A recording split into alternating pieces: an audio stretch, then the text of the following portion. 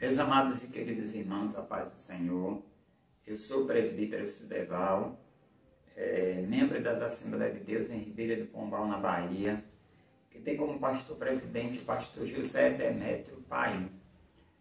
Ministro também na Escola Bíblica Dominical, na classe das senhoras, que tenho também como companheira lá na escola a professora Deniese.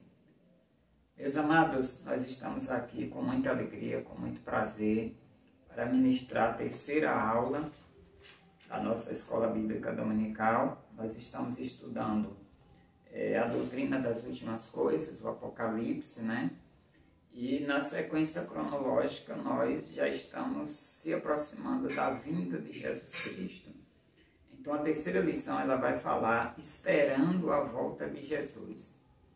O texto áureo diz assim: "E o mesmo Deus de paz vos santifique em tudo, e todo o vosso espírito e alma e corpo sejam plenamente conservados irrepreensíveis para a vinda de nosso Senhor Jesus Cristo." 1 Tessalonicenses, capítulo de número 5 e o versículo de número 23.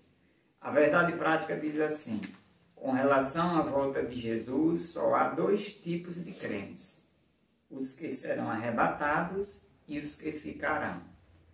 Amados, nós temos aqui a leitura bíblica em classe, encontra-se em Mateus, capítulo 24, versículos 42 a 46. Eu não vou fazer a leitura porque eu creio que os irmãos já fizeram em casa e se não fizeram, poderão ainda fazer para a gente ganhar tempo. Nós temos aqui na lição 3 tópicos. Primeiro tópico, aguardando a volta do Senhor. Segundo tópico, vai falar das atitudes errôneas diante da vinda de Jesus. E o terceiro tópico vai falar das atitudes do servo fiel ante a volta do Senhor. Amados, falar da volta de Jesus é muito interessante porque é o primeiro evento que marca a doutrina das últimas coisas. A volta de Jesus é o pontapé inicial para o acontecimento das últimas coisas neste mundo. Então é um assunto de extrema importância, né? Infelizmente, muitas pessoas já não acreditam mais na volta de Jesus, mas a lição vai nos falar que ela é iminente. O que significa iminente? Algo que pode acontecer a qualquer momento, um abrir e fechar de olhos, sem a gente esperar. Jesus Cristo falou várias vezes, né, que a vinda dele será como ladrão de noite. Quando entra numa casa, não avisa, não diz a que hora virá, pega sempre a gente de surpresa. Então a gente tem que estar vigilante e atento a esse grande evento que vai acontecer na Terra. E nós que acreditamos na vinda de Jesus, nós temos que estar preparados a qualquer momento, a qualquer hora, para nos encontrarmos com o nosso Senhor. Amados, o primeiro tópico ele vai falar, como já disse, aguardando a volta do Senhor. Aqui vai falar das atitudes, né, da maneira que eu devo esperar a volta do Senhor. De que maneira eu devo esperar a volta do Senhor? Qual é a minha condição? Primeiro ponto da lição, com fé e vigilância. Então, como é que eu devo aguardar a vida de Jesus? Com fé e vigilância. O que significa fé? Fé significa acreditar. Fé significa crer. Se eu não acredito na vinda de Jesus, eu jamais vou esperar Jesus voltar. Então a primeira coisa que eu devo fazer é acreditar. Porque quando eu acredito, eu fico alerta, eu fico vigilante. Quando eu acredito, eu valorizo aquilo que eu acredito. Então, tenho que estar também vigilante. Significa vigilância. Vigilância significa estar atento, significa estar com os olhos abertos. Nós podemos imaginar, comparar como um soldado na torre de vigia. Ele fica no lugar mais alto, né? E o que acontece? Ele está ali para observar os inimigos. Ele não pode cochilar, ele não pode dormitar, ele não pode de maneira nenhuma ficar desapercebido. Ele não pode de maneira nenhuma se distrair. Ele tem que estar atento a todo instante, porque todo perigo que vier, ele tem que avisar ao exército que está na retaguarda para poder agir. Então, nós, como soldados de Cristo, a gente tem que estar nessa torre de vigia constantemente, observando, olhando de um lado para o outro, atento ao que está acontecendo no mundo, né? Nos livrando do mal. A Bíblia diz que nós devemos fugir da aparência do mal. Só em percebermos que está aparentando o mal ali, a gente já deve fugir. Não é nem fugir do mal, é da aparência do mal. Então, a nossa postura de vigilância é uma postura essencial para quem está esperando Jesus Cristo. O sentinela, ele não cochila, ele vigia constantemente, ele está atento, ele vê de longe e avisa do perigo iminente, como já falei. Então, é essa posição que nós devemos estar e é essa posição que nós devemos permanecer até a volta de Jesus Cristo, acreditando e ao mesmo tempo vigiando, não vacilando, não se deixando levar por doutrinas falsas, não se deixando levar por engano, por mentiras, né, por heresias, tantas coisas que estão acontecendo nesse mundo. Meu irmão, nós devemos ficar naquilo que nós aprendemos. Se você aprendeu com a Bíblia, se você aprendeu com a Palavra de Deus, não tem por que você ficar turbado, não tem por que você ficar vacilando, né, permitindo que outros conceitos permeiem a sua vida. Não, fica naquilo que você aprendeu, fique na vocação que foi chamado, fique atento, fique vigilante e com certeza você estará preparado para a volta de Jesus. O segundo ponto do primeiro tópico da lição, ele vai falar também que aguardando a volta do Senhor, nós temos que estar cheios do Espírito Santo. Irmãos, quando Jesus Cristo subiu aos céus, foi assunto aos céus, ele disse que iria, mas deixaria conosco o Espírito Santo, que estaria conosco até a consumação dos séculos. Qual é a missão do Espírito Santo? A missão do Espírito Santo é nos conduzir até a presença de Deus. É Ele que nos consola, é Ele que nos conforta, é Ele que nos alegra, é Ele que nos anima, é Ele que nos dá força, é Ele que vai te levantar quando você estiver fraco. Então nós devemos estar cheios do Espírito Santo. Infelizmente, muitas pessoas pensam que ser cheio do Espírito Santo é simplesmente, ou tão somente, falar em línguas estranhas, pular, dançar na presença de Deus, né? Participar de culto de maravilhas. Não, irmãos, isso faz parte de quem está cheio do Espírito Santo. Quem está cheio do Espírito Santo sente alegria, por isso pula, por isso glorifica, por isso se alegra. Mas estar cheio do Espírito Santo é ter uma vida pautada na palavra de Deus, é ter uma vida de santidade, de comunhão com Deus, é ter uma vida onde o Espírito Santo tenha espaço para ele penetrar 24 horas na sua vida, durante todo o dia. Então, ser cheio do Espírito Santo é muito mais que isso. Jesus cita a parábola das 10 virgens para prefigurar isso. O que a parábola das 10 virgens diz? Que existiam 10 virgens, 5 prudentes e 5 loucas. Todas elas tinham azeite na vasilha. Nós sabemos que o azeite significa o Espírito Santo na nossa vida. Todas elas tinham azeite, as 10 tinham azeite. Só que existia uma diferença. As loucas, elas só tinham azeite até um determinado tempo. As prudentes, elas tinham azeite de reserva. Ou seja, elas tinham azeite até a vinda de Jesus. O que isso significa? Que as loucas só tinham o Espírito Santo em determinados momentos. Em determinados momentos elas estavam cheias do Espírito Santo e em determinado momento, ou quando se aproximou a vinda de Jesus, elas estavam na carne, já não estavam mais no Espírito, porque faltou o azeite nas suas vasilhas. Isso significa o quê? Que nós devemos agir como as prudentes.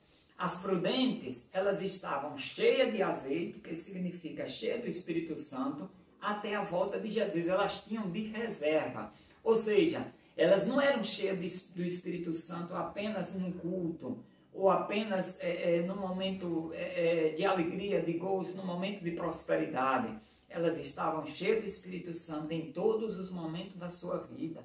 Na dor, na alegria, estavam buscando a Deus. Permitiam que o Espírito Santo fizesse morada nas suas vidas. E as loucas não. As loucas, Uma hora estava alegre, outra hora estava triste, uma hora estava na igreja, outra hora estava no mundo, uma hora dizendo que Jesus é maravilhoso, outra hora murmurando, contestando, questionando. Então, ser cheio do Espírito Santo é estar com a vasilha cheia de azeite em todo o tempo, na alegria, na tristeza, é estar com o coração cheio de amor, é estar com o coração cheio de gozo, de benignidade, de bondade, de fé, de mansidão, de temperança, é ter todo esse conjunto das virtudes espirituais que fazem parte do fruto do Espírito na sua vida. Quem age dessa forma está cheio do Espírito Santo. O terceiro ponto da lição, ainda do primeiro tópico, ele vai falar que aguardando a volta do Senhor, nós devemos estar em santidade e em amor. Irmãos, todos sabem que ser santo é ser separado, ser consagrado. E existem dois tipos de santidade. A santidade posicional ou instantânea, que é quando nós aceitamos a Jesus Cristo como nosso Senhor e Salvador. A partir do momento que alguém chega na igreja, levanta a mão e diz: eu quero aceitar a Jesus Cristo como meu Senhor e Salvador, automaticamente o Espírito Santo entra na pessoa, tira toda aquela sujeira que estava dentro da pessoa. Se xingava, não vai xingar mais. Se mentia, não vai mentir mais. Se roubava, não vai roubar mais. O Espírito Santo vai fazer uma limpeza instantânea. Naquele momento que a pessoa levanta a mão dizendo que quer aceitar Jesus, o espírito maligno, os espíritos malignos que estão naquela pessoa vão saindo e vão dando lugar ao Espírito Santo. Ele faz uma limpeza, uma faxina no coração da pessoa e passa a habitar nele. Então essa é a santificação instantânea. Jesus naquele momento lhe separou, lhe santificou. Você não é mais do mundo, você agora é meu, você agora é de Jesus. Essa é a santificação instantânea. Mas a santificação que o autor está falando aqui, que é necessário para esperar Jesus, é a santificação progressiva. É aquela santificação do dia a dia.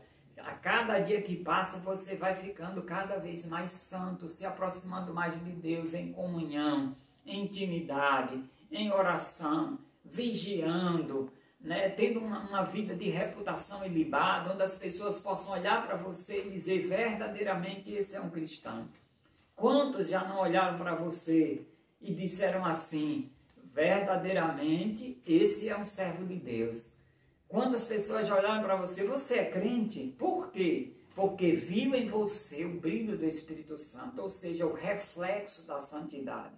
Então é essa santificação progressiva que nós precisamos para esperar o nosso Senhor Jesus Cristo. Outra coisa, irmãos, que o Renovato fala nessa lição, é que além de estar em santidade, ainda no terceiro ponto do primeiro tópico, nós devemos estar em amor. O que é amor? Amor é o conjunto de todas as coisas boas que compõem a sua vida. Eu defino amor assim. Uma certa vez, quando eu ainda era adolescente, eu estudei uma matéria, eu acredito que muitos da minha época estudaram, chamada Educação Moral e Cívica, EMC. Existia essa matéria no colégio. E eu me lembro muito bem que um grande filósofo, ele citou um conceito de amor. Ele disse assim, eu achei tão interessante isso que eu gravei até hoje. Ele disse, amar é doar, é sentir, é unir-se, é querer para os outros o que deseja para si. Então, resumindo, irmãos, o amor é isso. E 1 Coríntios 13 fala do conceito de amor. Amor é tudo na vida de um cristão. Sem amor, a gente não pode dizer que é cristão. A essência do cristianismo é o amor, é o perdão, é a santidade. Essas coisas não podem deixar de fazer parte da vida de um cristão. Então, o amor tem que ser refletido a cada dia em nossas vidas. Através de quê? Através das nossas atitudes, através do meu comportamento, através de situações que vêm às nossas mãos. A Bíblia diz, fazei tudo que vier às vossas mãos conforme as suas forças. Então, se eu posso exercer o amor, por que eu não vou exercer? Então, o amor é tudo. O amor, quando se fala em amor, não é só em relação à caridade, não. Conforme o conceito que eu citei, amar é doar, é sentir o que o outro está sentindo. É você ver uma pessoa passando por dificuldade, né? Passando por luta, e você, tomar aquele problema para si. É você ser o intercessor daquela pessoa. É você viver como se aquele problema fosse seu. É você abraçar aquela causa e dizer, eu estou junto com você até o fim. Nós só vamos deixar de orar, só vamos deixar de clamar, só vamos deixar de suplicar a Deus quando a causa for resolvida. Então o amor é um conjunto de frutos do Espírito, de tudo de bom que existe no cristianismo, que tem que fazer parte da nossa vida. Amém? Meus amados, nós vamos agora para o segundo tópico da lição. Atitudes errôneas diante da vinda de Jesus. São atitudes que nós não devemos ter diante da vinda de Jesus. Primeira atitude, ignorar a vinda de Jesus. Amados, quem ignora a vida de Jesus é porque realmente não está acreditando que Jesus vai voltar por agora. Jesus, inclusive, cita a parábola sobre o servo fiel e prudente e o mau servo, ou seja, a palavra dos dois servos. Quem é o mau servo? Jesus mostra que é aquele que diz, o meu Senhor tarde virá.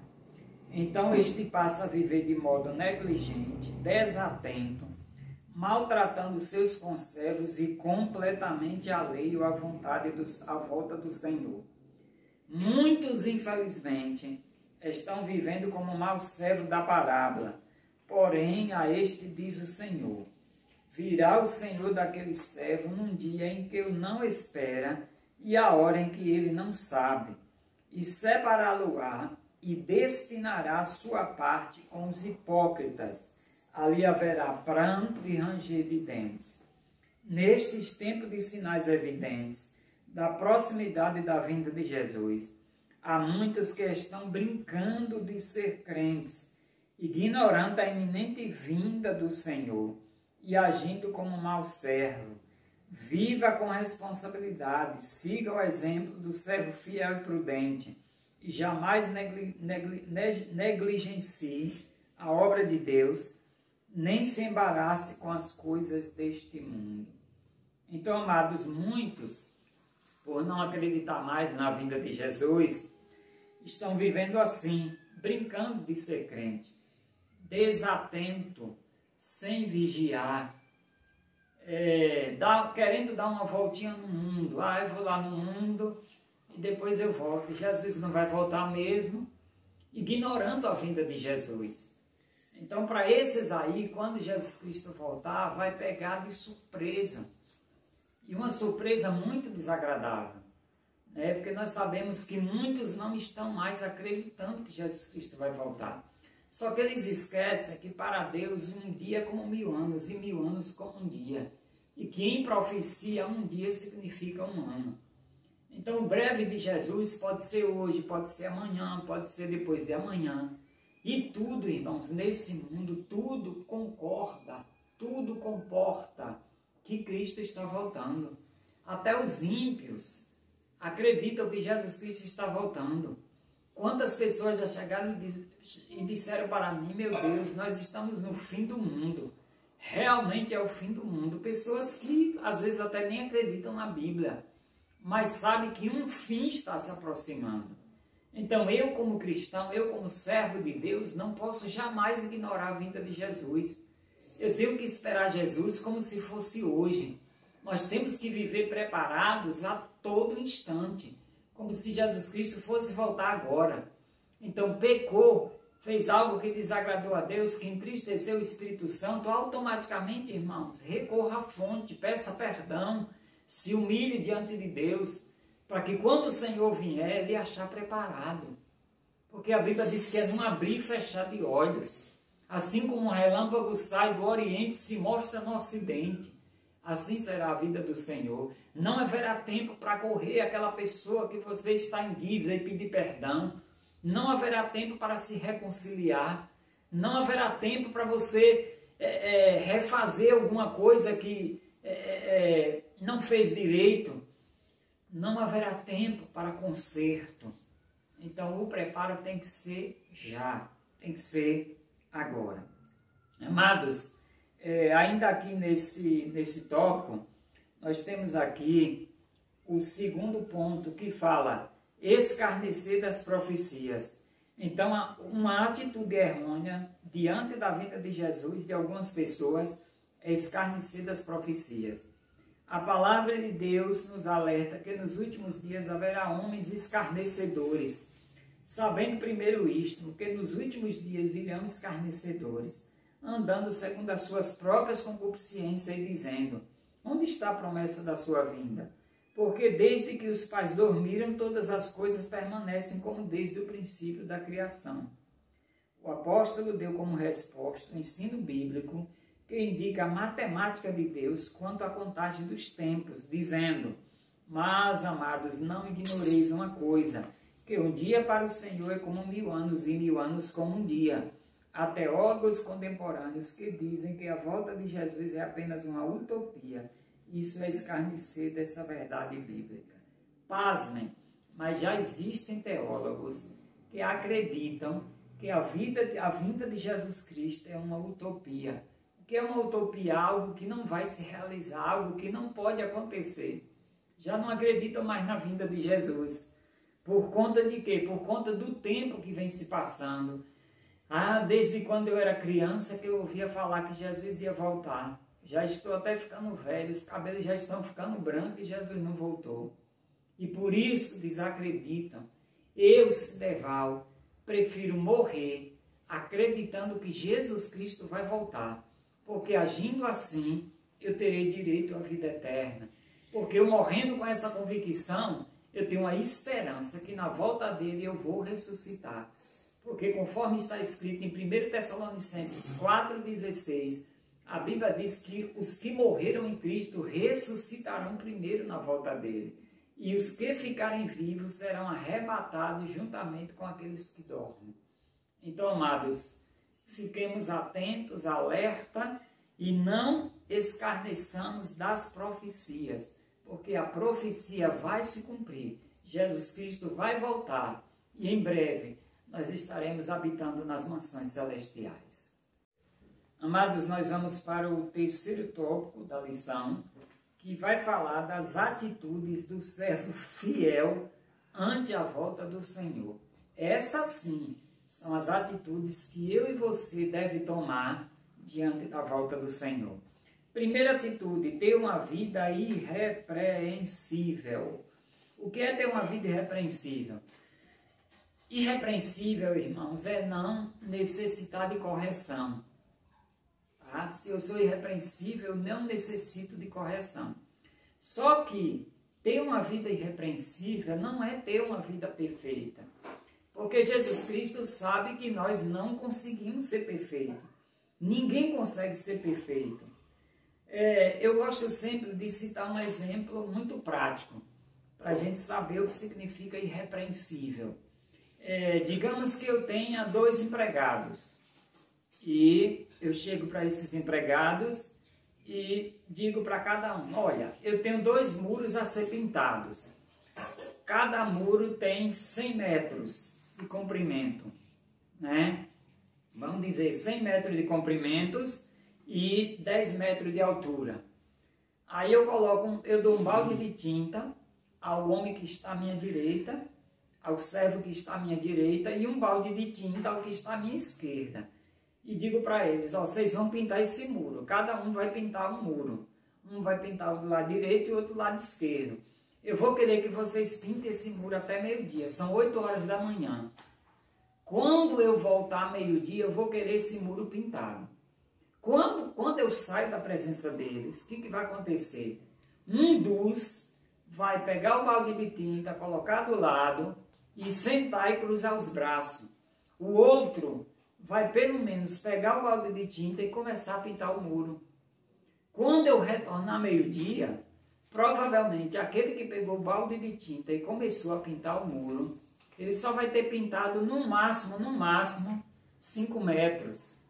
Mas o que acontece? Eu faço uma pergunta: a quem você vai recompensar? aquele que pelo menos tentou pintar o muro, mesmo sabendo que não tinha condição de terminar aquela tarefa, mas ele pelo menos tentou, ou você vai recompensar aquele que nem sequer tentou, que cruzou os braços, colocou o balde do lado e disse, não, eu não vou conseguir pintar esse muro, então não adianta nem tentar. É óbvio, irmãos, que eu vou recompensar aquele que pelo menos tentou pintar o muro. Sabe o que isso significa?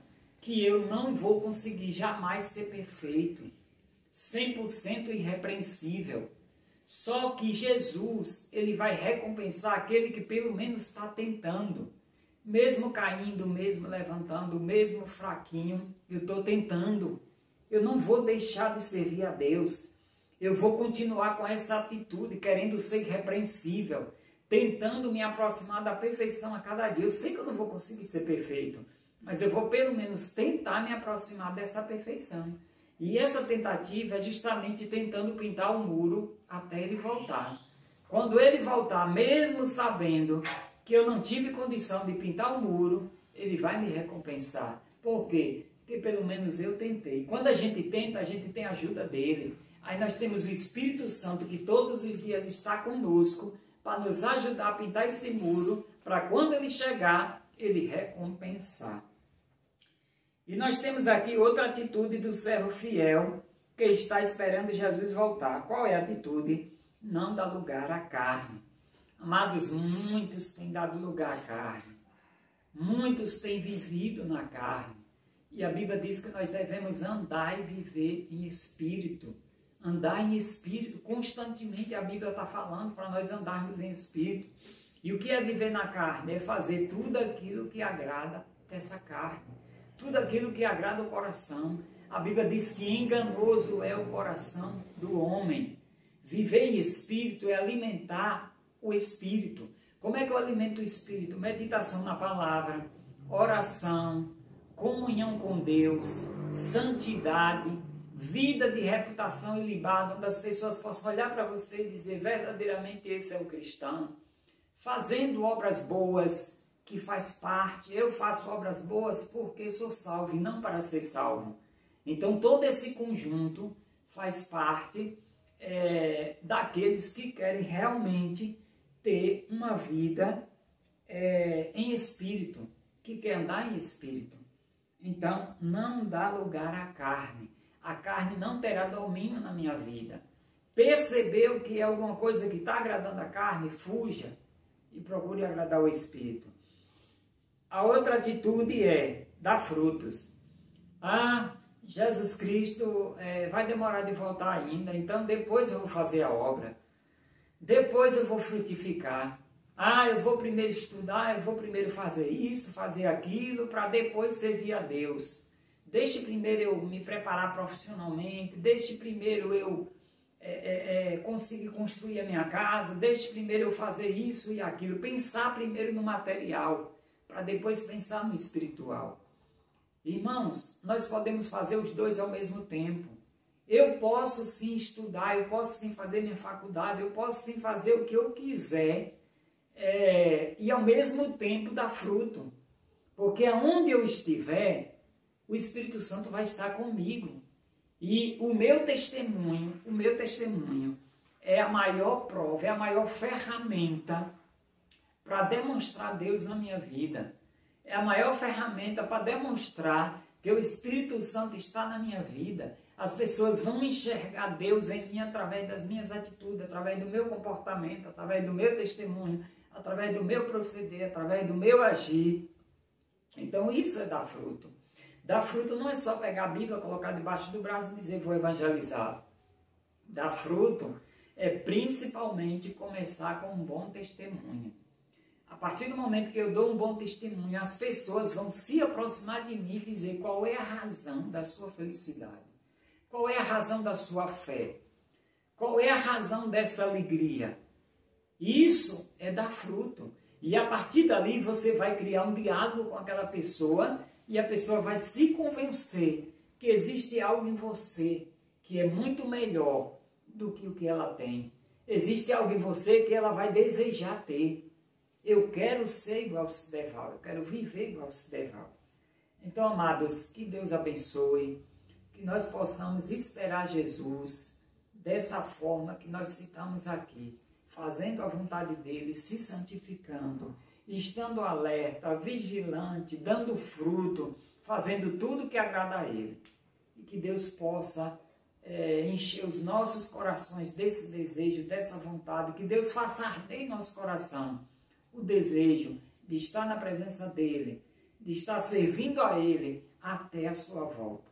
Deus abençoe a todos, uma excelente semana, em nome do Senhor Jesus Cristo.